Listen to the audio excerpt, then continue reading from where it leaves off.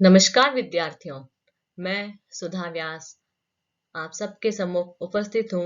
कक्षा 8 हिंदी की पूरक पाठ्य पुस्तक भारत की खोज का पाठ 5 नई समस्याएं लेकर।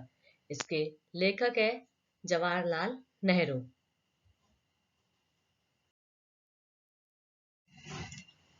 पाठ के कुछ महत्वपूर्ण बिंदु।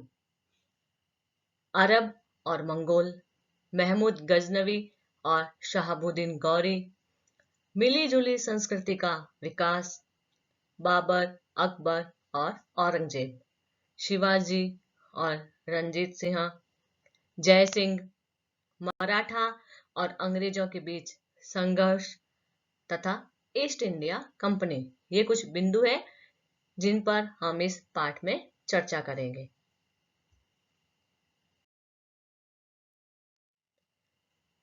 सबसे पहले अरब और मंगोल। अरब में इस्लाम धर्म अपना रूप ग्रहण कर रहा था। भारत के मध्य भाग तक पहुंचने में इसे लगभग 600 वर्ष लग गए। भारत और अरब के बीच संपर्क बढ़ने लगा। दोनों ओर से यात्रियों का आना जाना हुआ। राजदूतावासों की अदली बदली हुई। भारतीय पुस्तकें, विशेषकर गणित और खगोल शास्त्र, बगदाद पहुंची और वहां अरबी भाषा में उनके अनुवाद हुए। बहुत से भारतीय चिकित्सक बगदाद गए। इससे व्यापारिक और सांस्कृतिक संबंध अरब और भारतीयों के बीच में बनते रहे। सब धर्मों का आदर और पूजा के सभी तरीकों के प्रति सहनशीलता का व्यवहार करना भारत की प्राचीन परंपरा थी। अतः इस्लाम धर्म भारत में एक धर्म के रूप में आ गया था।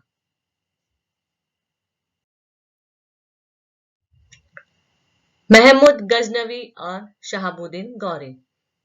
महमूद गजनवी अफगानिस्तान का सुल्तान था। वह तुर्क जाति का था। गजनवी ने पंजाब और सिंध को अपने राज्य में मिला लिया, लेकिन वह कश्मीर पर विजय नहीं प्राप्त कर सका। काठियावाड़ में सोमनाथ से लौटते हुए राजस्थान के रेगिस्तानी इलाकों में भी उसे हार ही देखनी पड़ी। गजनवी की मृत्यु 1030 ईस्वी में हुई। गजनवी के बाद शहाबुद्दीन गौरी नाम के एक अफगान ने गजनी पर कब्जा कर लिया। उसने लाहौर और उसके बाद दिल्ली पर आक्रमण किया। दिल्ली के राजा पृथ्वीराज चौहान ने उसे पराजित कर लिया, लेकिन अगले ही साल 1192 ईस्वी में उसने दिल्ली पर आक्रमण किया और उसके तख्त पर बैठा।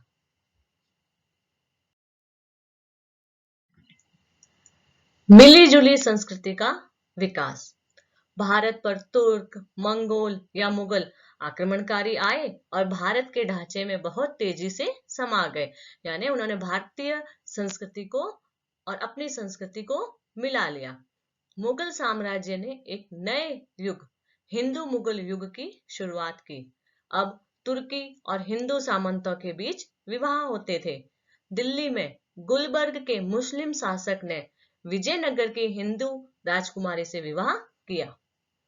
शेरशाह अफगान शासकों में सबसे योग्य था। उसने मालगुजारी व्यवस्था की नींव डाली। फारसी भाषा दरबार की सरकारी भाषा बन गई। भारत में पर्दा प्रथा का विकास मुगल काल में ही हुआ। कश्मीर में एक मुस्लिम शासक जैनुल आबदीन अपनी सहिष्णुता और संस्कृत के अध्ययन और संस्कृति को प्रोत्साहित करने के लिए बहुत प्रसिद्ध हुआ।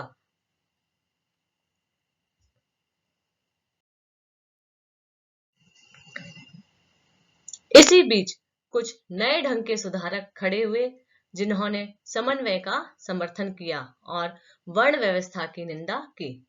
समन्वय की संस्कृति को आगे बढ़ाने में बहुत से कवियों ने अपना योगदान दिया, जिनमें से प्रमुख कवि निम्नलिखित हैं।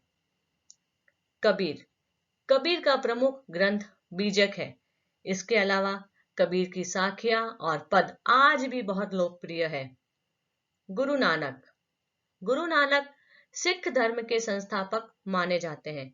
उनकी कुछ प्रमुख रचनाएं वसीयतनामा, गुरु ग्रंथ साहिब आदि है।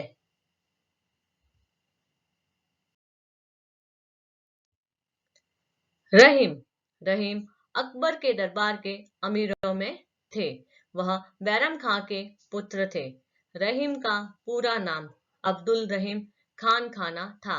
वह अरबी, फारसी और संस्कृत भाषाओं के विद्वान थे। रहीम के दोहे, श्रृंगार सोठा, नगर शोभा उनकी प्रमुख रचनाएं हैं। मलिक मोहम्मद जायसी का प्रमुख ग्रंथ पद्मावत है। अमीर खुसरो अमीर खुसरो तुर्क जाति के थे। वह फारसी के कवि थे और साथ ही साथ इन्हें संस्कृत का भी ज्ञान था। ये महान संगीतज्ञ थे। इन्होंने सितार और तबले का आविष्कार किया।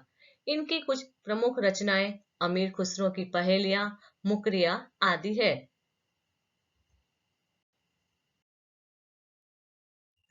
आइए अब चलते हैं कुछ प्रमुख मुगल शासकों की ओर। सबसे पहले बाबर। भारत में मुगल वंश की नींव बाबर ने सन 1526 ईस्वी में रखी थी। बाबर का व्यक्तित्व आकर्षक था। वह बहादुर, साहसी तथा कला और साहित्य के साथ साथ अच्छे रहन सहन का शौकीन था। अकबर अकबर बाबर का पुत्र था।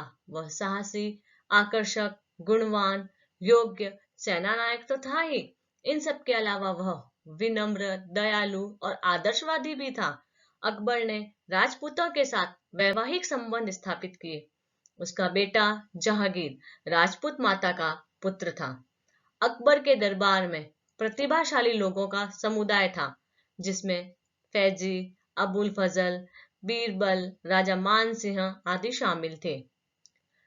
अकबर की अधीनता कई शासकों ने स्वीकार कर ली थी, लेकिन महाराणा प्रताप एक ऐसे राजपूत शासक थे जिन्होंने अकबर की अधीनता स्वीकार नहीं की थी।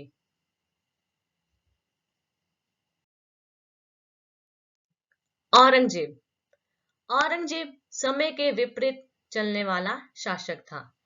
अपनी सारी योग्यता और उत्साह के बावजूद उसने अपने पूर्वजों के द्वारा किए गए कामों पर पानी फेरने का प्रयास किया। वह धर्मांध था। उसे कला व साहित्य से कोई प्रेम नहीं था। उसने हिंदुओं पर जजिया कर लगाया और बहुत से मंदिरों को तुड़वाकर अपनी प्रजा के बहुत बड़े हिस्से को नाराज कर दिया।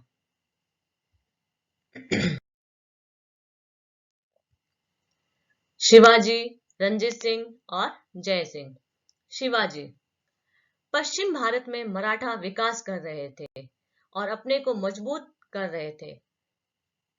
शिवाजी का जन्म 1627 ईस्वी में हुआ था। वे छापामार युद्ध प्रणाली में निपुण थे। उन्होंने सूरत को, जहां अंग्रेजों की कोठियां थी, लूटा और मुगल साम्राज्य के दूर दूर तक फैले क्षेत्रों पर चौथ कर लगाया।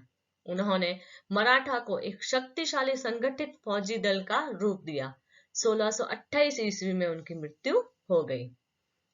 रणजीत सिंह जाट सिख थे, जिन्होंने पंजाब में अपना साम्राज्य कायम किया और बाद में यह साम्राज्य कश्मीर और सरहदी सूबे तक फैल गया। वे अत्यंत मानवीय थे। इन्होंने एक शक्तिशाली सेना का निर्माण किया, फिर भी खून खराबा पसंद नहीं था। जब इंग्लैंड में छोटे मोटे चोर उचक्कों को भी मौत की सजा भोगनी पड़ती थी, उन्होंने मृत्युदंड की सजा को बंद कर दिया था। जय सिंह जय सिंह का पूरा नाम सवाई जय सिंह था। ये जयपुर के शासक थे, चतुर और अवसरवादी थे। इसके साथ साथ बहादुर योद्धा और कुशल राजनीतिज्ञ भी थे। इन सबसे बढ़कर वह गणितज्ञ, खगोल विज्ञानी और नगर निर्माण करने वाले थे। जयपुर नगर की स्थापना सवाई जय सिंह ने ही की थी। सवाई जय सिंह ने जयपुर, दिल्ली, उज्जैन, बनारस और मथुरा में बड़ी बड़ी वैधशालाएं बनाई। सवाई जय सिंह की मृत्यु 1743 ईस्वी में हुई।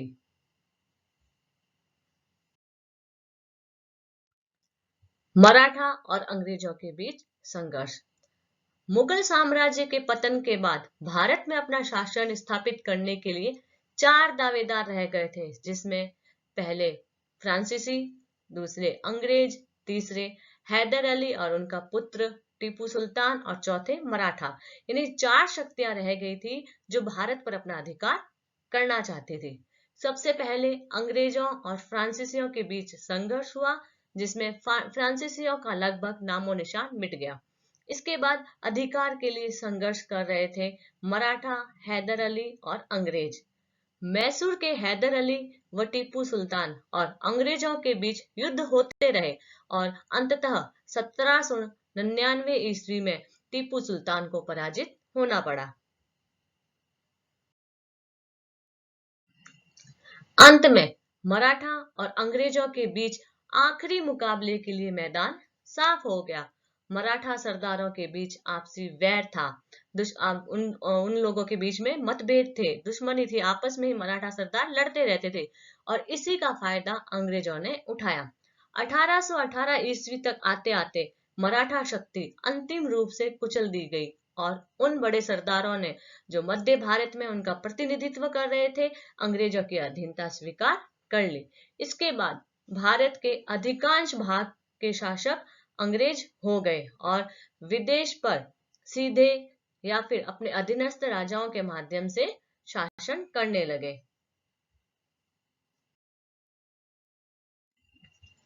East India company. East India company की स्थापना 1600 ईस्वी में हुई। ईस्ट इंडिया कंपनी सर्वशक्तिमान थी। व्यापारियों की कंपनी होने के कारण धन कमाने पर तुली हुई थी। 1660 ईस्वी में इंग्लैंड की रॉयल सोसाइटी की स्थापना हुई, जिसने विज्ञान की प्रगति में बहुत योगदान दिया। कपड़ा बुनने की तेज झरकी, सूत काटने की कला, इंजन और मशीनों के करघे आदि का आविष्कार भी इसी कंपनी यानी रॉयल सोसाइटी कंपनी के अंतर्गत ही हुआ। धन्यवाद विद्यार्थियों। इस पाठ में हम लोगों ने जो जानकारी पढ़ी, मुझे आशा है कि आप सभी को वो जानकारी समझ में आई होगी। इसमें हमने अरब और मंगोल के बारे में, मुगल शासकों के बारे में, समन्वय की जो मिलीजुली संस्कृति थी उन सब के बारे में, शिवाजी, जय सिंह, इन सब के बारे में और ईस्ट इंडिया कंपनी के बारे में अध्ययन किया। मुझे आशा है आपको ये पाठ समझ में आया होगा। धन्यवाद।